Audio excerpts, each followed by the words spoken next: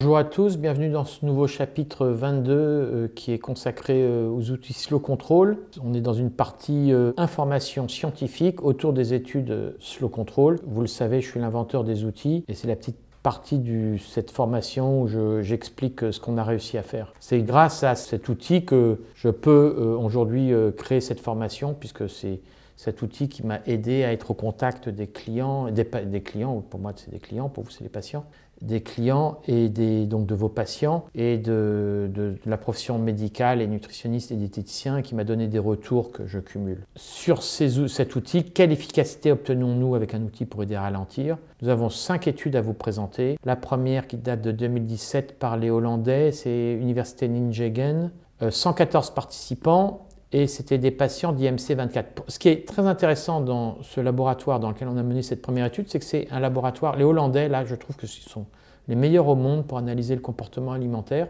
Et Roel Herman est le chercheur qui avait travaillé pour démontrer que les personnes qui regardaient des films dans lesquels il y avait de l'alcool buvaient plus d'alcool. Il montre des faux bars, des faux restaurants, toute une série d'astuces pour étudier comment les consommations alimentaires évoluent en fonction d'un paramètre. Et donc là, il s'est intéressé au sujet de la fourchette quand on s'est fait connaître. Et avec 114 participants, donc c'était IMC 24, personnes qui ne sont pas en surpoids encore, mais à la limite, on va dire, et plutôt des jeunes, des trentenaires. Il a posé une alarme à 10 secondes avec la fourchette et il a regardé simplement si les gens mangeaient moins vite et comment ça se passait.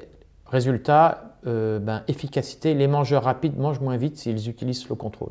Donc Slow Control est efficace à ralentir les mangeurs rapides. Le temps de repas a été allongé en moyenne de 19%, ce qui n'est pas rien, et la quantité a été diminuée en moyenne de 15,8%. 15,8% de quantité en moins. Quand vous verrez, on rapporte ça au pouvoir d'achat, c'est pas du tout négligeable. Et surtout, bien sûr, à la santé. Donc deuxième étude, une étude de 2018 qui est une chercheure en autisme, Gwenaëlle, je crois de mémoire. Elle a pris un enfant, donc c'est juste un cas, mais ça a été mesuré, qui mangeait très très rapidement en 2 secondes et elle l'a ralenti. Bon, je trouve qu'elle n'a pas été assez ambitieuse puisqu'elle a un peu progressé au fil de l'eau à 3, 4, 5 secondes pour voir comment cet enfant ralentissait. Donc, elle a démontré qu'elle réussissait à ralentir à 5 secondes, même un enfant autiste qui était très difficile, qui avait un comportement très rapide. Elle n'a pas tenté d'aller plus loin, ça c'est ce que j'ai trouvé un peu dommage, mais voilà, cette première étude, c'est déjà très bien. Et elle a démontré que, par contre, sur cet enfant, l'ancrage se faisait mal. Et je crois que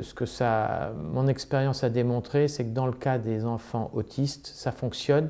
Mais c'est un sujet de concentration avec la lumière qui apporte de la concentration. Ce n'est pas tellement la vibration et l'ancrage des habitudes. C'est qu'il y a un calme même qui se crée avec la lumière qui apporte de la concentration. Et pour information sur le domaine du handicap, nous avons aussi de très bons résultats sur Prader-Willi avec de nombreux témoignages. On pourra partager si vous le souhaitez, n'hésitez pas à me contacter.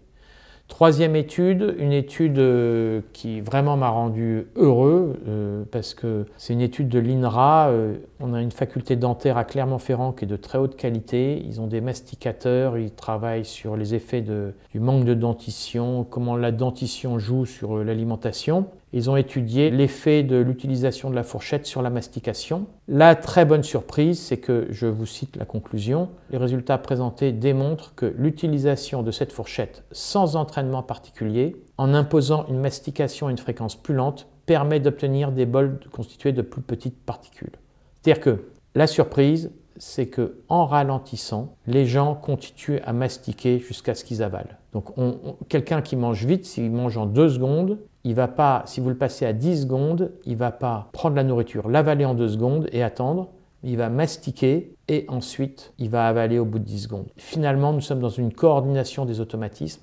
Geste du bras qui va chercher la nourriture, mastication, déglutition au moment où le bras va chercher la nourriture pour la bouchée suivante. Ça, c'est dans l'enchaînement, on va dire, des automatismes. Quatrième étude avec nos amis hollandais et avec supervision d'une équipe anglaise que j'avais rencontrée à Harvard. C'est Hollande, 2018, 141 participants. Là, l'ambition de l'étude est beaucoup plus forte. Elle est même d'étudier l'action sur le poids. Donc qu'est-ce qui a été fait? 4 semaines d'utilisation, un repas par jour, juste le repas du midi pendant les jours de la semaine. Donc vous comprenez, vous prenez 141 personnes et un repas par jour, vous les passez sur la fourchette slow control. Et là, ils étaient en début d'obésité, ils étaient IMC 31 en moyenne et la fourchette était réglée à 10 secondes. Le bon résultat, c'est que perte moyenne sur un mois, 1,5 kg le premier mois. Et après arrêt de l'usage de la fourchette, sur le deuxième mois, les gens continuent à perdre du poids, 0,8 kg en moyenne sur le second mois. C'est-à-dire qu'il y a un ancrage de l'habitude qui s'est fait et on est allé chercher juste sur 20 repas une perte de 2,3 kg.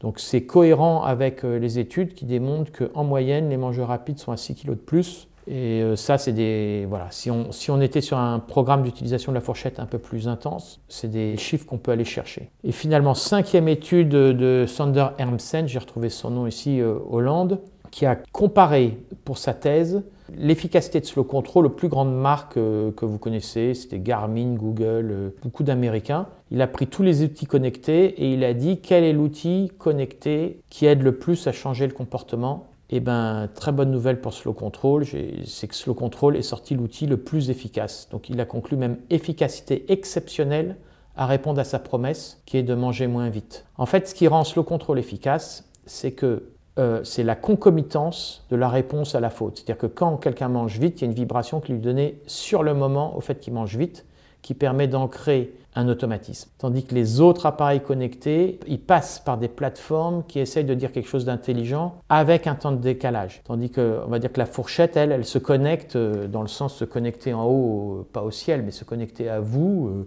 se connecter au sens.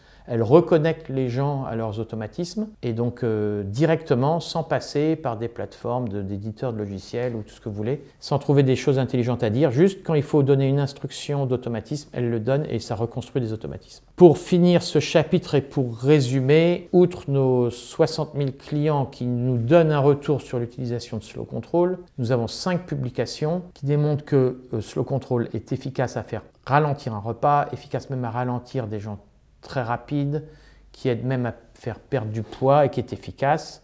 Et nous avons maintenant un terrain magistral pour d'autres études applicatives. Et si vous avez des idées d'études applicatives, n'hésitez pas à nous contacter. Merci pour vos suggestions, merci pour vos commentaires, pour vos likes, voire vos abonnements. Cela nous aide énormément. Merci.